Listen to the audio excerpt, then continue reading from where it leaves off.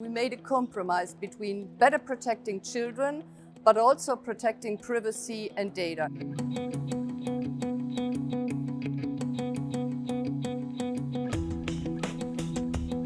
It's detected through law enforcement activities like covert investigations, but also by detecting communications by providers who are offering services like emails or messages. We are clearly talking about unencrypted content in messages, so we are looking into images, into pictures, text, but we are not following audio.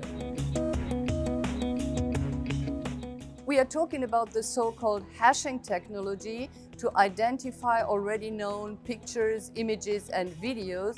But we are also talking about identifiers, artificial intelligence, especially for checking cyber grooming. Technologies who are not limiting their technology to what is strictly necessary to detect child sexual abuse are not allowed.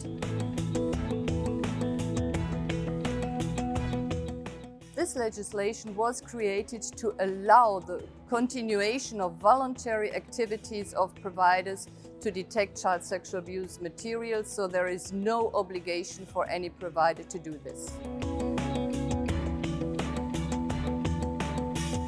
We ensured during the negotiations that the text is aligned with current data protection legislation, so we added safeguards like better informing the user, but also clear data retention periods.